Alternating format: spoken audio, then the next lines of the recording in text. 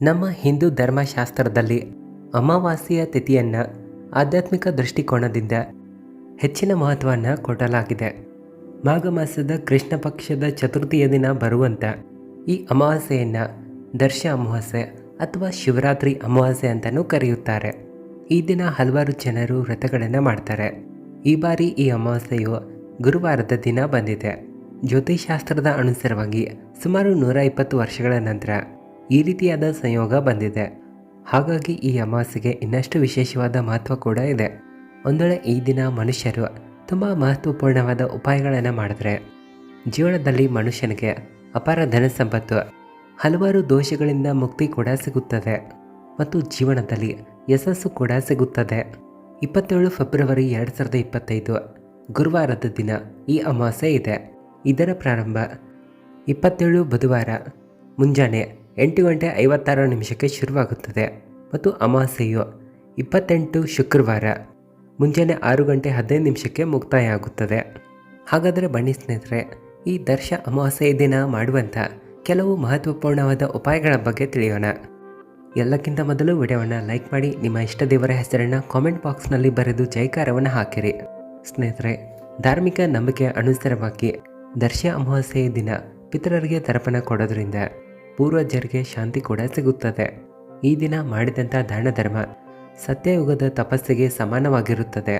ಗಂಗಾಜಲವು ಈ ದಿನ ಅಮೃತಕ್ಕೆ ಸಮಾನವಾಗಿರುತ್ತದೆ.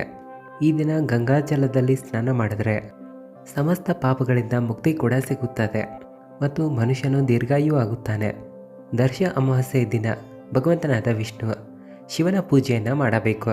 ಶ್ರೀಹರಿಯ ಕೃಪೆಯನ್ನು ಪಡೆದುಕೊಳ್ಳಲು ಸರ್ವೋತ್ತಮ ಉಪಾಯ ಏನಿದೆ ಅಂದರೆ ಈ ದಿನ ಸೂರ್ಯೋದಯ ಆಗುವ ಮುನ್ನ ಎದ್ದು ಸ್ನಾನ ಮಾಡೋದು.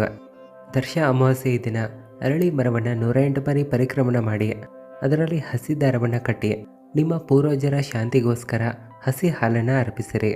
ಇದರಿಂದ ಪೂರ್ವಜರ ಆಶೀರ್ವಾದವೂ ಸಿಗುತ್ತದೆ.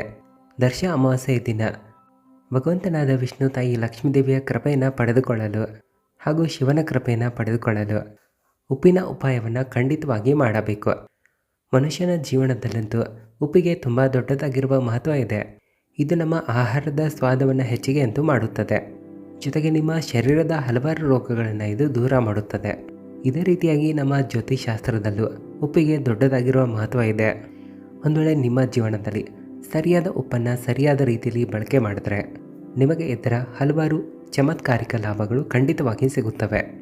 ನಮ್ಮ ಜ್ಯೋತಿಷಾಸ್ತ್ರದ ಅನುಸಾರವಾಗಿ ಮನೆಯಲ್ಲಿ ಉಪ್ಪಿನ ಬಳಕೆಯನ್ನು ಮಾಡಿದರೆ ಮನೆಯಲ್ಲಿ ಸುಖ ಸಮೃದ್ಧಿ ಹೆಚ್ಚಾಗುತ್ತದೆ. ರಾಹುಕೇತುವಿನ ಅಶುಭ ಪ್ರಭಾವವನ್ನು ದೂರ ಮಾಡೋದ್ರಲ್ಲಿ ಇದು ತುಂಬ ಸಹಾಯಕವೂ ಆಗಿದೆ. ಉಪ್ಪಿನ ಒಳಗಡೆ ನೆಗೆಟಿವ್ ಶಕ್ತಿಗಳನ್ನು ಅಬ್ಸರ್ವ್ ಮಾಡುವಂಥ ಶಕ್ತಿ ಕೂಡ ಇದೆ. ವಿಜ್ಞಾನಿಗಳ ಅನುಸಾರವಾಗಿ ಉಪ್ಪಿನಲ್ಲಿ ಕೆಲವು ಯಾವ ರೀತಿಯಾದ ತತ್ವಗಳಿವೆ ಅಂದರೆ ಇವು ನೆಗೆಟಿವ್ ಎನರ್ಜಿಗಳನ್ನು ತಮ್ಮೊಳಗಡೆ ಎಳೆದುಕೊಳ್ಳುತ್ತವೆ ಮತ್ತು ಪಾಸಿಟಿವ್ ಎನರ್ಜಿಗಳನ್ನು ರಿಲೀಸ್ ಮಾಡುತ್ತವೆ. ಇದರಿಂದ ನಿಮ್ಮ ಮನೆಯ ವಾತಾವರಣ ಕೂಡ ಕ್ಲೀನ್ ಆಗುತ್ತೆ, ಅಂದರೆ ಶುದ್ಧ ಮತ್ತು ಪವಿತ್ರವಾಗುತ್ತದೆ. ಹಾಗಾಗಿ ಸ್ನೇಹಿತರೆ, ಉಪ್ಪು ಕೇವಲ ಆಧ್ಯಾತ್ಮಿಕವಷ್ಟೇ ಅಲ್ಲ, ವೈಜ್ಞಾನಿಕ ರೀತಿಯಲ್ಲೂ ತುಂಬ ಉತ್ತಮ ಅಂತ ತಿಳಿಯಲಾಗಿದೆ. ಉಪ್ಪಿನ ಮೂಲಕ ನಿಮ್ಮ ಗ್ರಹಗಳ ಸ್ಥಿತಿಯನ್ನು ಕೂಡ ಸರಿ ಮಾಡಬಹುದು. ಕೆಲವು ಜನರನ್ನು ನೀವು ನೋಡಿರ್ತೀರ, ಭೌತಿಕ ಸುಖವಂತೂ ಅವರ ಬಳಿ ಇರುತ್ತೆ, ಆದರೆ ಮಾನಸಿಕ ಶಾಂತಿ ನೆಮ್ಮದಿ ಅನ್ನೋದೇ ಇರೋದಿಲ್ಲ. ಯಾವಾಗಲೂ ಅವರು ನಿರಾಶೆ ಮತ್ತು ದುಃಖದಲ್ಲಿರ್ತಾರೆ. ಇನ್ನೊಂದೆಡೆ ಕೆಲವು ಜನರು ಎಷ್ಟೇ ಶ್ರಮಪಟ್ಟರು ಎಫರ್ಟ್ ಹಾಕಿದ್ರೂ ಕೂಡ ಧನಪ್ರಾಪ್ತಿ ಆಗೋದಿಲ್ಲ. ಇಂಥ ಎಲ್ಲ ರೀತಿಯ ಸಮಸ್ಯೆಗಳಿಗೆ ಸಮಾಧಾನವನ್ನು ಉಪ್ಪು ಕೊಡುತ್ತದೆ. ಇಲ್ಲಿ ಕೇವಲ ಉಪ್ಪಿಗೆ ಸಂಬಂಧಪಟ್ಟಂಥ ಚಿಕ್ಕ ಪುಟ್ಟ ಉಪಾಯಗಳನ್ನು ನೀವು ಮಾಡಬೇಕಷ್ಟೆ. ಈ ಉಪಾಯಗಳನ್ನು ಮಾಡಿದ್ರೆ ಜೀವನದಲ್ಲಿ ತಕ್ಷಣವೇ ಸಕಾರಾತ್ಮಕ ಬದಲಾವಣೆಗಳು ಖಂಡಿತವಾಗಿ ಕಾಣುತ್ತವೆ. ಕೇವಲ ಒಂದು ಚಿಟಿಕೆಯಷ್ಟು ಉಪ್ಪು ನಮ್ಮ ಅದೃಷ್ಟವನ್ನು, ಭಾಗ್ಯವನ್ನು ಬದಲಾಯಿಸುವಂಥ ಸಾಮರ್ಥ್ಯವನ್ನು ಇದು ಹೊಂದಿದೆ. ಮನುಷ್ಯನ ಜೀವನದ ಎಲ್ಲ ನೆಗೆಟಿವ್ ಎನರ್ಜಿಗಳನ್ನು ಸಂಪೂರ್ಣವಾಗಿ ನಾಶ ಮಾಡುತ್ತದೆ. ಇದರಿಂದ ಜೀವನ ಸಕಾರಾತ್ಮಕವಾಗಿ ಬದಲಾಗುವಂತೆ ಮಾಡುತ್ತದೆ.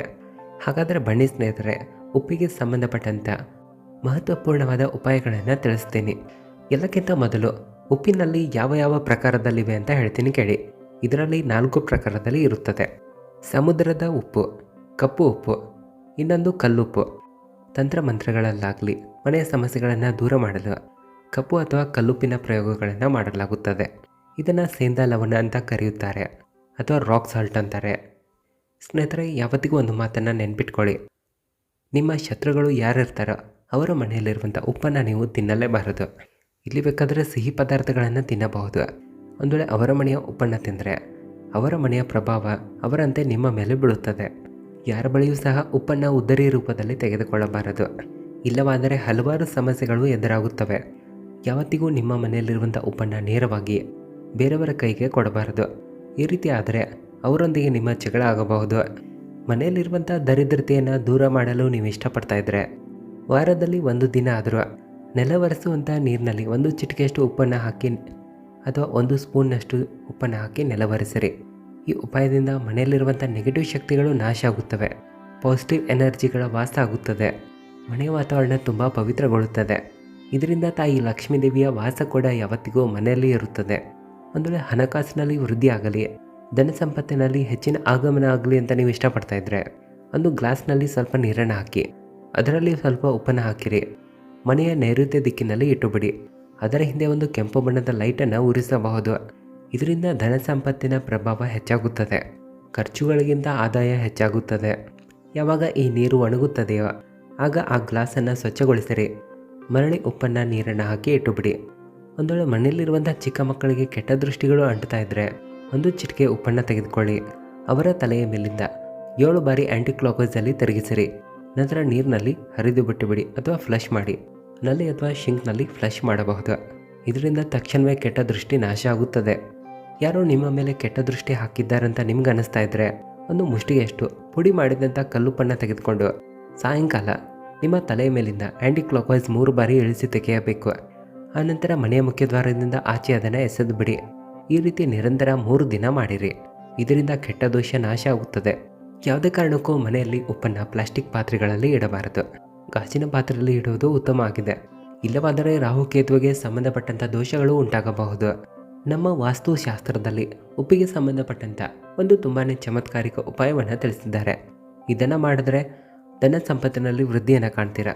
ಇದಕ್ಕಾಗಿ ಒಂದು ಗಾಜಿನ ಬಟ್ಟಲಲ್ಲಿ ಉಪ್ಪನ್ನು ಹಾಕಿ ಅದರಲ್ಲಿ 4-5 ಲವಂಗಗಳನ್ನು ಹಾಕಿರಿ. ಇದನ್ನು ಮನೆಯ ಉತ್ತರ ದಿಕ್ಕಿನಲ್ಲಿ ಇಟ್ಟುಬಿಡಿ. ಇದರಿಂದಲೂ ಮನೆಯಲ್ಲಿ ಧನ ಸಂಪತ್ತಿನಲ್ಲಿ ವೃದ್ಧಿ ಆಗುತ್ತೆ. ಒಂದು ವೇಳೆ ಗಂಡ ಹೆಂಡತಿ ನಡುವೆ ಜಗಳ ಆಗ್ತಾ ಇದ್ದರೆ, ಮನೆಯ ವಾತಾವರಣ ಅಶಾಂತಿಯಲ್ಲಿದ್ದರೆ ಇದಕ್ಕಾಗಿ ಗಾಜಿನ ಬಟ್ಟಲಲ್ಲಿ ಕಲ್ಲುಪ್ಪನ್ನು ಹಾಕಿ ಬೆಡ್ರೂಮ್ನಲ್ಲಿ ಇಟ್ಟುಬಿಡಿ. ಇದು ನಕಾರಾತ್ಮಕ ಶಕ್ತಿಯನ್ನು ಆಕರ್ಷಣೆ ಮಾಡಿ ನಾಶ ಮಾಡುತ್ತದೆ. ಸಕಾರಾತ್ಮಕ ಶಕ್ತಿಯಲ್ಲಿ ವೃದ್ಧಿಯನ್ನು ಕಾಣ್ತೀರಾ. ಇವುಗಳನ್ನು 1 ತಿಂಗಳ ನಂತರ ಬದಲಾಯಿಸಬೇಕು. ಇದರ ಬದಲಿಗೆ ದೊಡ್ಡದಾಗಿರುವ ಕಲ್ಲುಪ್ಪಿನ ತುಂಡನ್ನು ಮನೆಯಲ್ಲಿ ಇಡಬಹುದು. ಇದನ್ನು ಕೂಡ ತಿಂಗಳಿಗೆ 1 ಬಾರಿ ಬದಲಾಯಿಸಿರಿ. ವಿಡಿಯೋ ಇಷ್ಟ ಆದರೆ ಹರ ಹರ ಮಹಾದೇವ ಅಂತ ಕಾಮೆಂಟ್ ಹಾಕಿ ಎಲ್ಲರಿಗೂ ಶೇರ್ ಮಾಡಿ. ಧನ್ಯವಾದಗಳು.